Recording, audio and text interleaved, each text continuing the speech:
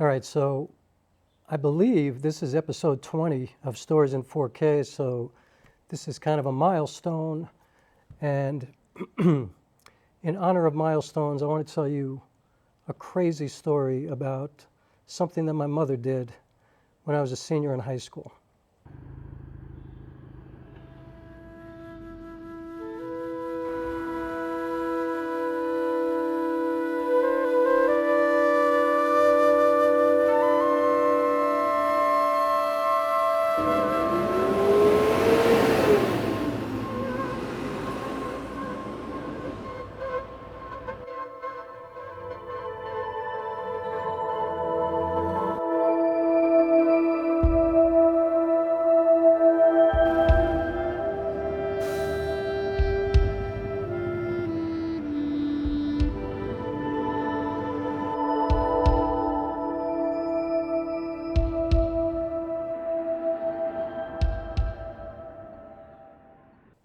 Now, Spring Valley, New York, a very complicated place, a very difficult place in many ways, but also one of the most beautiful places on the earth in that it is absolutely the most diverse place that I think I've ever lived. And I've lived in New York City most of my life. I've lived in Los Angeles. I mean, I've been in very, very diverse places, but Spring Valley is a true melting pot. For good or for bad, everybody lives in Spring Valley. It's an amazing place. But it's also kind of a really good example of systemic racism and classism and colorism and how religion separates people and all of the bad things. It's a really good example of that as well, sadly.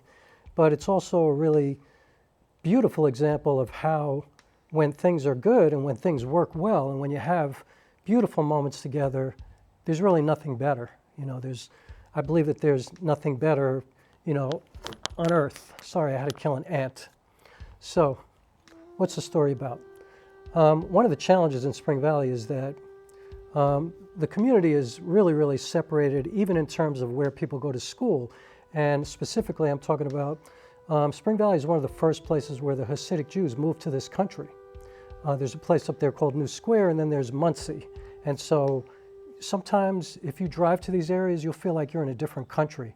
I mean, it is amazing, like truly astounding, when you look around and you're like, am I even in this country? It's crazy. It's like you feel like you're somewhere in Eastern Europe. People are walking around in the middle of the street on major roads, just walking, and it's an incredibly different kind of place. One of the complexities is that they do not send their kids to public schools. Obviously, they go to religious schools. They go to what's called the yeshiva. However, they still get to vote on the school budgets for the public schools in East Ramapo. And East Ramapo includes Ramapo High School, Spring Valley High School, Pomona Junior High School, Kakiat, Chestnut, like all these schools are in Spring Valley. So anyway, I could do a whole documentary on Spring Valley, and I might very well do that if somebody comes up with the money. And it would be an amazing story and a story that should be told. So now the sad part of the story. When I was a senior in high school, the budget came again, was voted on, and it was voted down. In other words, we were on an austerity budget, is what it's called. And what that means in layman terms that we had no sports, no music, no art, nothing, none of that. And I'm sure it meant even more cuts than that I didn't even understand, but all I understood was that I was not going to get to play football in my senior year. Now, football was my whole life at that time, at that age. Like, I was a football playing dude, like that was it. I'll say it again, the people who know me know that I never, nobody ever saw me in a party, ever.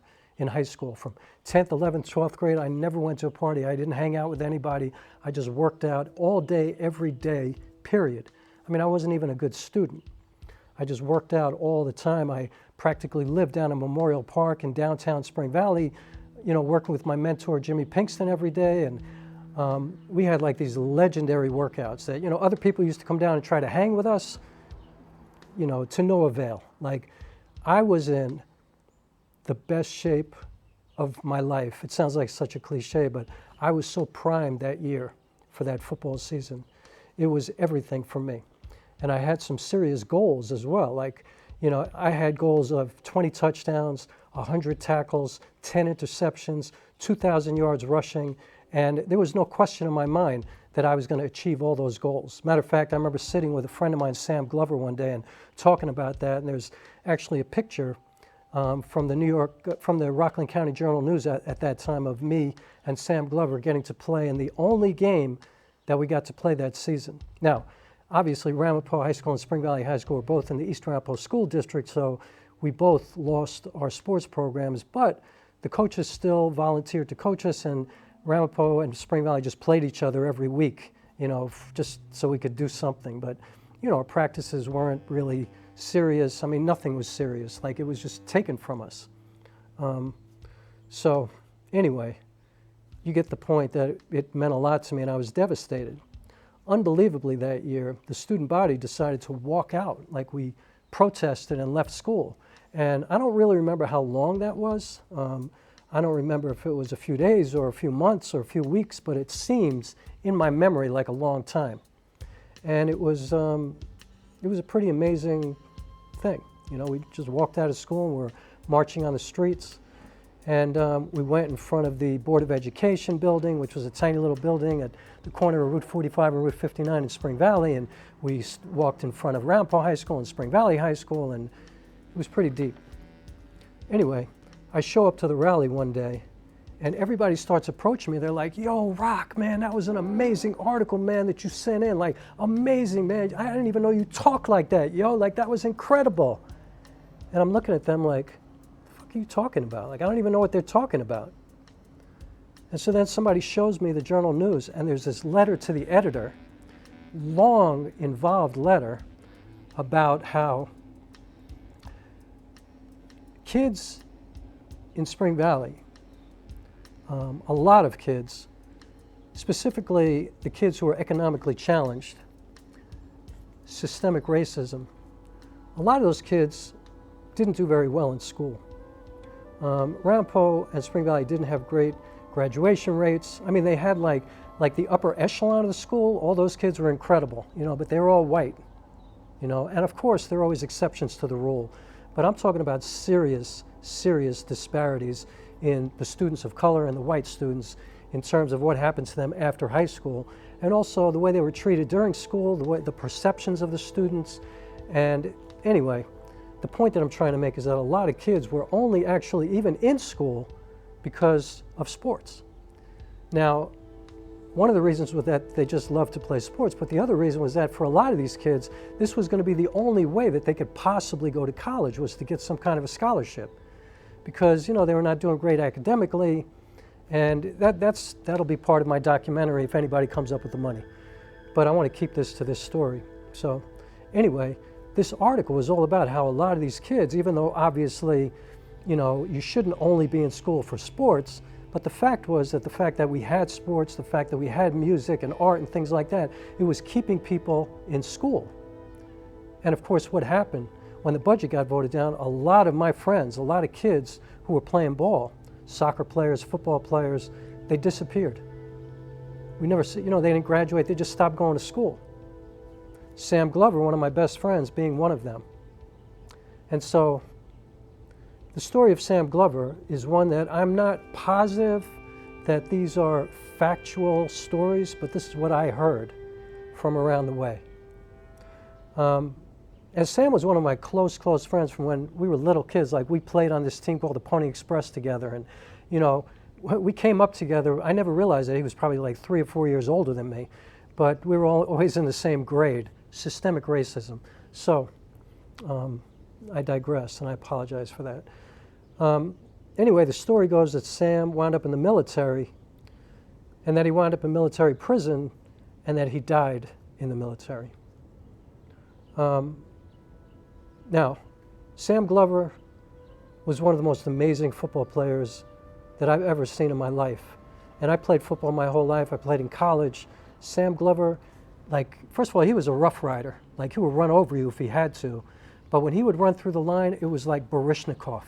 You know, he was like a ballet dancer, like, and you know, somewhere between Baryshnikov and Secretariat, because he would gallop through the line of scrimmage. It was like this deceiving speed, almost like, I hate to use this example, but the way O.J. Simpson looked before he became a murderer.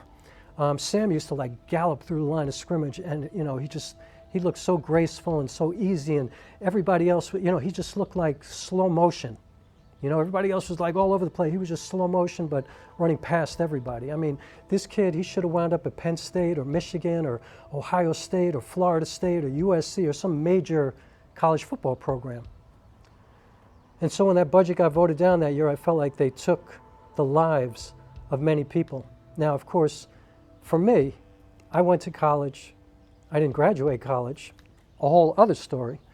But, you know, boo-hoo for me. You know, I had the privileged life of, you know, being sad and upset that they took my football season away, but my life went on. But for a lot of kids, this pretty much ended the lives of many kids.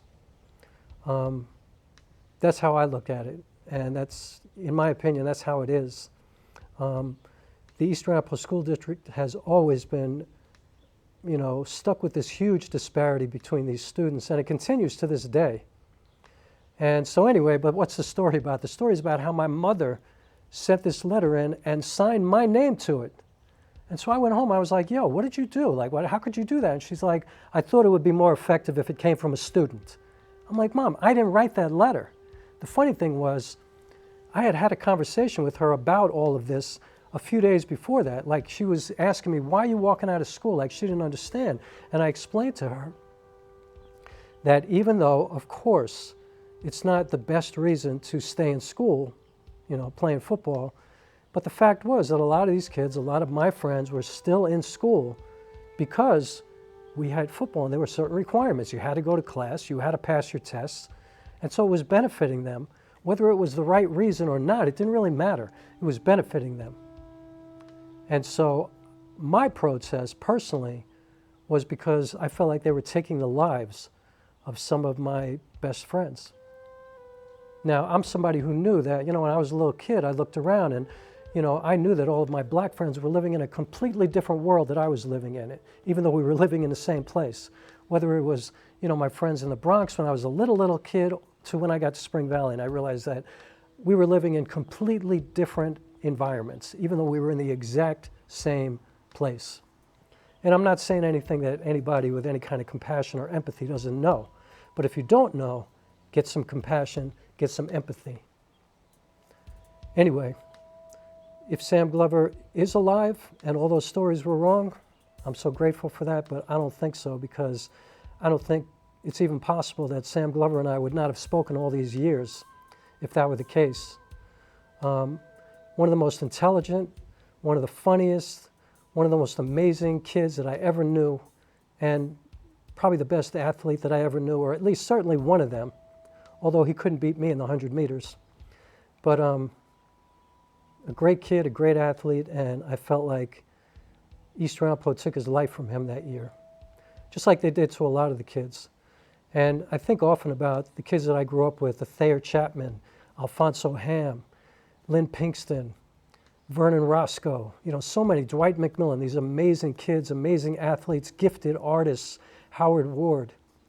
I mean, I don't know if East Arapahoe is as bad as it was during my time there, but I know that it still ain't great.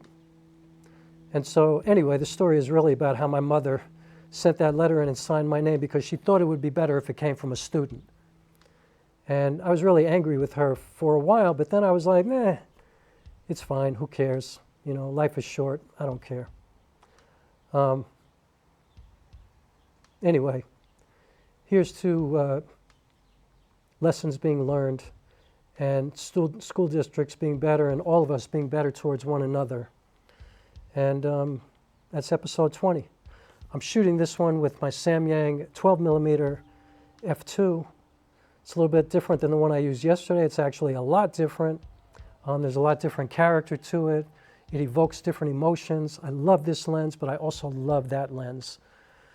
This one includes more of the background, obviously. That one is very intimate. It makes you pay attention definitely to only me, because there's only me in the frame. So thank you so much for watching. We've gotten through 20 of these.